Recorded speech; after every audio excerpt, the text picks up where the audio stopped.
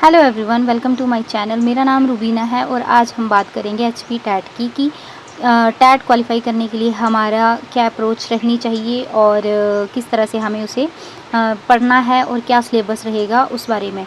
बहुत डिटेल में नहीं जाएंगे, सिर्फ मैं अपना बताऊंगी कि मैंने किस तरह से तैयारी की थी और बीइंग अ कॉमर्स स्टूडेंट किस तरह से मैंने क्या अप्रोच रखी थी ताकि मेरा पेपर जो है वो क्लियर हो जाए। तो मैं सबसे पहले ये चीज़ बता दूं कि टैट जो है वो सिर्फ क्वालिफाइंग नेचर है। जो अगर आप कैटेगरी में हैं तो आपको 82 मार्क्स चाहिए होते हैं और अगर आप जनरल में हैं तो आपको 90 मार्क्स चाहिए होते हैं क्वालिफाई करने के लिए। इसके कैटेगरी में हैं, अगर आप कैटेगरी में हैं और अगर 82 अगर आपके मार्क्स 83 हैं और किसी के 93 हैं तो ऐसा कुछ नहीं है कि उसमें भी वो मेरिट जाती है, ऐसा कुछ नहीं है। सिर्फ ये क्वालिफाई होना चाहिए। आप टैट क्लियर करके कमीशन में बैठ सकते हैं, बाकी इसका कोई मतलब नहीं है। तो आप इस चीज़ में ना रहें कि मेरे मार्क्स कम हैं उसके ज़्यादा है, बस आपको क्वालिफाई करना है। मुझे 90 मार्क्स चाहिए तो मैं उसके अकॉर्डिंग आपको बताऊंगी कि मैंने क्या अप्रोच रखी थी। तो सबसे पहले टैट जो है हर सब्जेक्ट का अलग से होता है। जैसे मेडिकल वालों के लिए अलग से होता है, नॉन मेडिकल वालों के लिए अलग से होता है और जो आर्ट्स वाले हैं उनके लिए अलग से होता है। लेकिन कॉमर्स वालों के लिए अलग से टैट नहीं होता है। जो आर्ट्स का सिलेबस है उसी में जो है वो कॉमर्स वाले भी इंक्लूड हैं। तो अगर आप कॉमर्स के स्टूडेंट हैं तो आपको क्या करना है, आपको जो आर्ट्स का सिलेबस है उसी में से आपको पढ़ना है। और दूसरी बात ये है कि कॉमर्स से रिलेटेड क्वेश्चन नहीं आते हैं तो आपको उसमें अपना टाइम वेस्ट नहीं करना है। साल में 2 बार पेपर होता है तो आपको पिछले 4 पेपर लेने हैं, यानी 2 सालों के पेपर ले लेंगे तो आपको आइडिया हो जाएगा। और कुछ क्वेश्चन जो है वो रिपीट भी होते हैं तो आप उस हिसाब से लेके चलें। तो आपने पिछले 2 सालों के पेपर ले लेने, जो 4 पेपर होंगे उसमें आपको ये देखना है कि पेपर आता कैसे है। उसमें आपको साइकोलॉजी मिलेगी, फिर उसमें इंग्लिश मिलेगी, जनरल नॉलेज मिलेगी, सब्जेक्ट से रिलेटेड क्वेश्चन मिलेंगे, एचपी जीके मिलेगी, करंट अफेयर मिलेगा। वो सब कुछ आता है, वो इंक्लूड होके आपको पेपर करना कैसे है। तो सबसे पहले जो है वो आपको आप ये सोच के चलो कि कॉमर्स से रिलेटेड आपको कोई क्वेश्चन नहीं आएगा। अगर आपको कोई बोलता है कि इकोनॉमिक्स आती है तो वैसा भी कुछ नहीं है। इकोनॉमिक्स में भी वही क्वेश्चन आते हैं जो करंट अफेयर में होते हैं। जैसे मान लो कि अगर आरबीआई का गवर्नर अपॉइंट किया गया है तो वो क्वेश्चन आ जाएगा, या फिर अगर मान लो जैसे अभी 8th पे कमीशन की बात चल रही है तो 8th पे कमीशन के जो चेयरमैन हैं वो आ सकता है। बाकी आपको कोई डिटेल में नहीं पूछा जाएगा, सिर्फ आपको जनरल नॉलेज, सिर्फ आपको वही पूछे जाएंगे जो करंट अफेयर में है। फिर आता है कि आपको अप्रोच क्या रखनी है। सबसे पहले आपको लेने हैं क्वेश्चन पेपर। आपने वो सारे क्वेश्चन पेपर देख के फिर आपको आइडिया हो जाएगा कि पेपर किस तरह से आता है। पहले आप सबसे पहले वही पेपर लेना है। सबसे पहले जो क्वेश्चन पेपर पुराना मिल जाए वो उठाना है और उसको सॉल्व करके देखना है। अगर आपके कितने मार्क्स आ रहे हैं, 150 में से कितने मार्क्स आ रहे हैं, मान लो 10, 20, 50, 100 जितने भी आ रहे हैं, आपने उस अकॉर्डिंग सिर्फ ये चेक करना है कि आप कितने पानी में हैं और कितना आपको अभी तक भी आता है। दूसरी बात कि पेपर कोई इतना टफ़ नहीं आता है, क्योंकि ये क्वालिफाइंग नेचर का है तो पेपर इजी होता है, लेकिन आपको पढ़ना तो पड़ेगा। तो मैंने किया था, मैं सिर्फ वही बताऊंगी। तो उसके लिए मैंने 2 महीने में अपना टैट क्लियर किया था। कोई ज़्यादा एडवांस में मैं गई नहीं थी। मैंने सिर्फ 2 ही, बहुत ज़्यादा तैयारी नहीं थी, सिर्फ 2 महीने में ही मैंने अपना क्लियर किया था। तो मैंने कैसे किया था वो बात करेंगे। तो सबसे पहले मैंने अपनी 9th और 10th की जो एनसीईआरटी है उसमें भी, एनसीईआरटी में भी मैंने जो एसएसटी सब्जेक्ट से रिलेटेड है वो उठाई थी। तो उसमें जो भी सब्जेक्ट से रिलेटेड सब कुछ इंक्लूड होता है। उसमें हिस्ट्री, पॉलिटी, ज्योग्राफी, जो भी इकोनॉमिक्स का भी थोड़ा बहुत उसमें ऐड हो जाता है, वो सारा उठाए थे। सिर्फ 9th और 10th की मैंने पूरी उनकी एसएसटी की सारी बुक्स पढ़ी थी, एक एक, और वो पूरी लाइन टू लाइन पढ़ी थी। ये हो गया। और साइकोलॉजी के लिए मैंने कुछ अलग से बुक्स नहीं ली थी, क्योंकि उस टाइम मैं बीएड कर रही थी। तो बीएड के साथ साथ में ही मैंने टैट क्लियर कर लिया था। तो मेरा 3rd सेमेस्टर था, टीपी चल रही थी उस टाइम। तो ऑलरेडी हमारे दिमाग में वो साइकोलॉजी चली होती है, हम डेली पढ़ रहे होते हैं उसको। मेरा 3rd सेमेस्टर था तो ऑलमोस्ट हमारी साइकोलॉजी जो थी वो कंप्लीट हो चुकी थी और हमारे जो दिमाग में है वो ऑलरेडी क्वेश्चन होते हैं, कंसेप्ट क्लियर होते हैं हमारे। तो मुझे कोई ऐसी ज़्यादा इशू था नहीं। लेकिन फिर भी मैंने इन 2 महीनों में मैंने क्या किया था, मैंने बुक्स नहीं उठाई थी। जो यूट्यूब पे एक चैनल है लेट्स लर्न हिमांशी करके, तो मैं वहाँ से मैंने साइकोलॉजी पढ़ी है। लेकिन उसमें भी मैंने कोई बहुत ज़्यादा डीप में नहीं गई थी। उसमें भी मैंने जो थ्योरीज़ होती हैं मैंने वो उठाई थी, और जो उनका एक बैच चला था उसमें से कुछ सिलेक्टेड वीडियोस जो मुझे लगता था कि मुझे पढ़ना चाहिए वही देखी थी। साइकोलॉजी भी होगी, और इंग्लिश में कुछ खास तो था नहीं। उसमें क्या आता है, वो 10th लेवल की अगर आपको इंग्लिश आती है तो आप आराम से कर सकते हो उसमें से।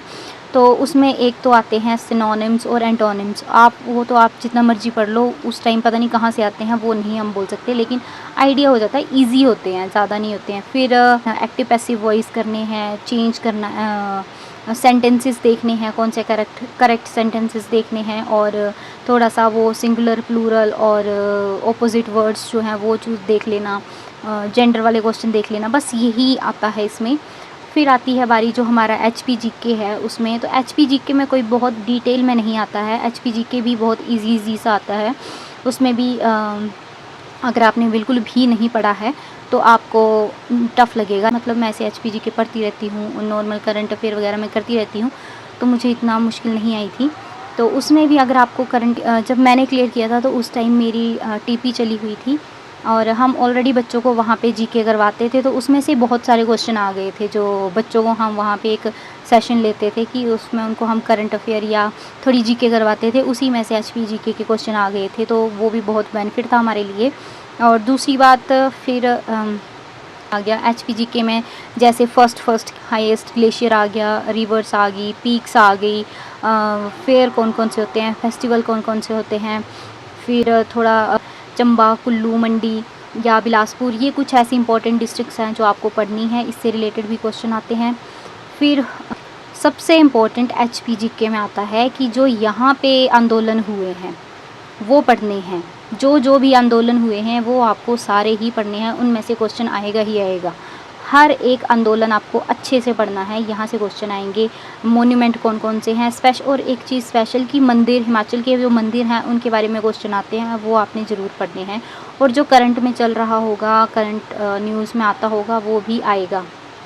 अब आता है हमारा जो सब्जेक्ट रिलेटेड है। तो सब्जेक्ट रिलेटेड मैंने आपको पहले भी बताया कि मैंने 9th और 10th की बुक्स पढ़ी थी, उसी में से आ गया था, उसके लिए भी मैंने कोई अलग से नहीं पढ़ी थी, उसी में से आता है सारा सिलेबस। और दूसरा ये कि उसमें भी कुछ इंपॉर्टेंट क्वेश्चन है, जैसे उसमें भी आंदोलन कौन कौन से हो गए, सत्याग्रह आंदोलन हो गया, चोरी चोरा की घटना हो गई, डांडी यात्रा हो गई, महात्मा गांधी से रिलेटेड क्वेश्चन आते हैं कि यही था, कुछ छूटा तो नहीं, अगर कुछ बचा हो तो मैं नेक्स्ट वीडियो में बता दूंगी, लेकिन यही अप्रोच थी। एक बार एक अगर ज़्यादा नहीं तो एक बार तो आपको पूरा अच्छे से पढ़ना है। और पॉलिटी में आपको जैसे प्राइम मिनिस्टर, प्रेसिडेंट, CM, इनसे रिलेटेड बुक अच्छे से कर लेना है। लोकसभा, विधानसभा, ये अच्छे से कर लेना है, इसमें ही आ जाता है। फंडामेंटल राइट कंपलसरी है पढ़ना, fundamental right, duties, amendment of act आ गया, इमरजेंसी आ गया, ये सारे थोड़े ज़रूरी हैं क्योंकि इनमें से क्वेश्चन आते हैं।